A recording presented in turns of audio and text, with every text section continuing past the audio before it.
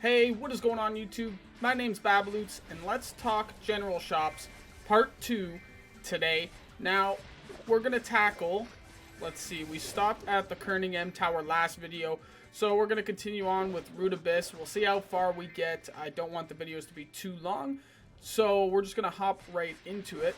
For the Root Abyss, you can already see I have some of my favorites in here. Typically, I buy the buffs from this shop.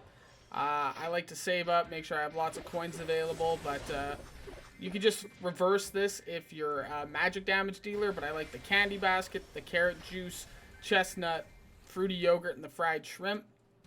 Those are the big buffs that you can get from here. I find throughout dailies and everything, and just your monster collection, exploration, like chests that you can claim, I get enough like baby chick cookies, and then from various other sources, like just from playing the game, like I'll get chests and whatever. So I don't really buy these smaller ones too often. I just buy the big boys here, the 50% and 30%, and then that way, if I'm doing Damien or going for like a lucid attempt, I could be at full strength. The power elixirs are great to fill in as well, but I try to get them from different sources. I value these coins a lot. I'd rather hoard them. I do buy these scrolls as well if I just have one and not the other. I do usually buy these out once a month because, yeah, I've already bought one this month as well. They don't make too big of a dent in the coins. That's why I try not to spend on the power elixirs to save for those. I don't do the boss rush potion. Probably would if I was doing Lucid. I'd probably buy it out, but I think I would get it from Kerning M first. Yeah, so I would do Kerning M first personally. These do not seem worth it at all. The cost is so high. Like, I can't even imagine trying to save up and buy one of these. Like, I don't even know if I've ever made it to having 12,000 coins at once. I don't buy those. I don't buy those. Definitely don't buy those. Maybe if you're really fiending for 20 weapon rank up, weapon whetstones, I guess, or the 20 armor ones, possibly. And I do not buy the ring. I do not get enough of these coins. I don't think 4,000 for a week is enough. Like, I feel like I'd constantly be at 0. Use that at your own discretion. Maybe you can upkeep it. I find I can't, and I do feel like I do hard Root Abyss almost every day, if not every day. And then you have the CRA shop, or the Chaos Root Abyss shop here. And these are great, the top and bottom, very nice for either gearing up an alt or on your main if you haven't progressed to the point yet where you're looking to make your Chaos outfit. The reason these are great is because you have 20 Star Force that you can get on the shirt and 20 on the bottoms. So that's actually more Star Force than even a Chaos outfit can be, and a lot easier to get these to 20 as well, in my opinion, than getting something to 35 or 36 if you use the additional Star Force slot scroll. And you do lose out on the max damage, but you make up for it in Star Force, as well as this can have 2 flames on it, 2 potentials, and I think that's everything for that. And then the hat and weapon, these are nice to use for fodders if you need ancient fodders for when you're crafting. If you need to craft, I will show you. Let's exit this. Forge alchemy. No, it's in craft chaos.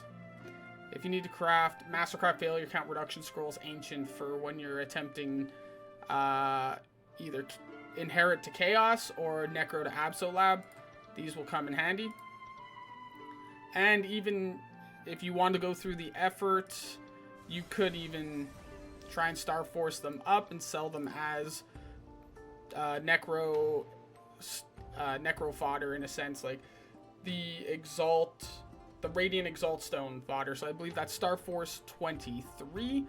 And the hat and weapon, you can get them up there if you want to try. I personally, as you can see, I'm actually kind of hanging on to quite a bit of these. I just use them to gear up alts if they have some survivability issues, or I'm going to be saving these and using it for those Mastercraft failure Scroll Ancients. Looking at the Edge of Space dungeon now, I would avoid these EXP potions, at least on your main, because that's just taking away from you buying the magical crystal sooner, which is great for your EXP set. And even buying additional copies allows you to get that Star Force on it, which also increases its EXP by 1.5% for each Star Force.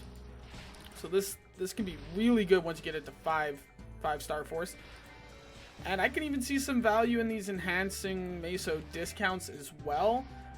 It depends how hard you want to focus on getting these up. But like, pretty nice if you're just starting out, getting 10 million off of a Meso or enhancing. That's literally like you're buying 10 million Mesos for 50 of these currencies, anti-magic stones. So that's something you'll have to balance yourself. I only buy the magical crystal.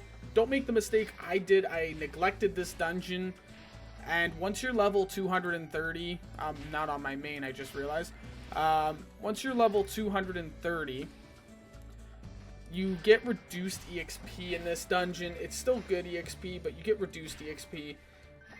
Try to get as many runs in this dungeon as you can. You get an hour a day. I think on average it was 20 of these anti-magic stones a day on my main, if I'm remembering correctly. And I was able to buy 2 of these magical crystals, but I started doing this at like level 225. I was really late to the party.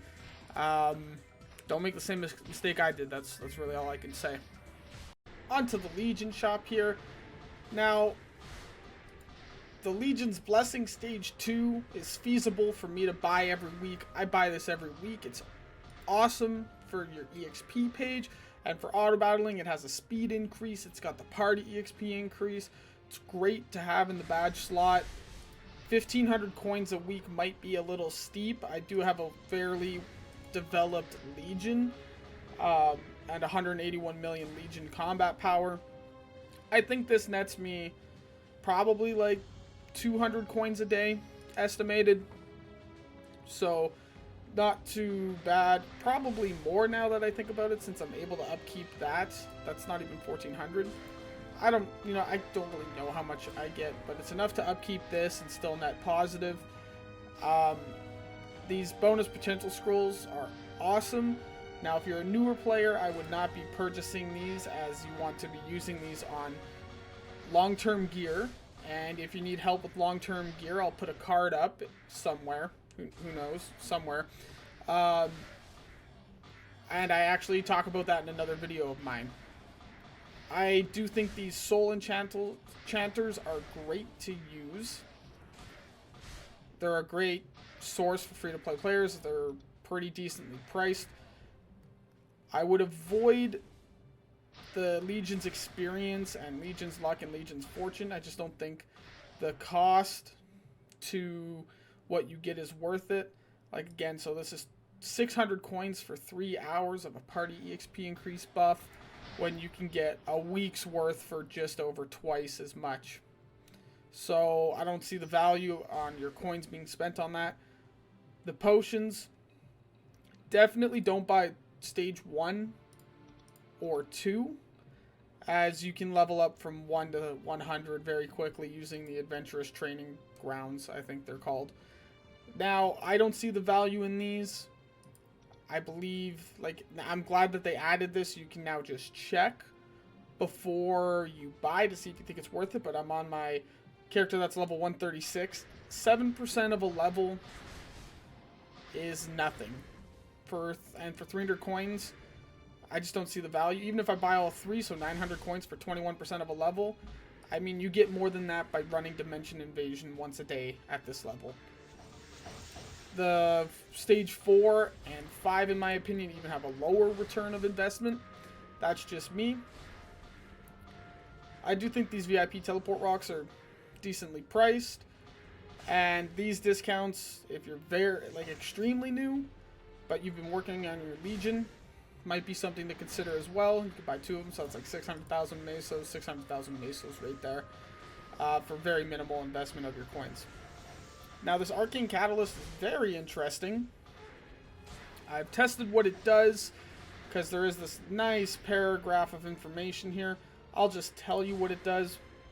If you have an arcane symbol on your main and you've been doing your daily quests, you can actually put all of those symbols, like you put the level 1 symbol in, and let's say you have 1,000 of the extra symbols, you can put them into that to level it up. I don't think you need to actually level it up, you just have to put them into it. I didn't actually test that far. I know that I leveled mine up to 2 when I did the test, but the cost on that is negligible. And once you use the Arcane Catalyst on it, it'll revert it to level 1, make it tradable, and only retain 80% of the symbols. So if you put 1,000 in, it'll retain 800 of them, and now you can trade it to a different character. I think this is awesome. It very slept on, in my opinion. I'm going to be using this to trade symbols across alts. Once I get alts to certain points that I think they're ready to get the boost from having a high arcane symbol level, because it is very expensive to level up a symbol from 1 to 20, and a huge investment, but very good to do, and it helps them farm in those Air Force fields later on in the game. Let's see, I do buy these power elixirs as well. I don't buy the auto battle, but that's something you could decide to buy if you'd like. I feel like we get enough free auto battle just from playing the game, and I do have 8 alts, but I pretty much rotate auto battling on 4 of them, so that kind of keeps me always having someone readily available to auto battle. That's all I got for you guys today. If you liked the video, consider leaving a like or subscribing to my channel if you haven't already. And drop a comment down below telling me what your favorite items to buy from these shops are. Or you can even suggest a video for me to make in the upcoming future.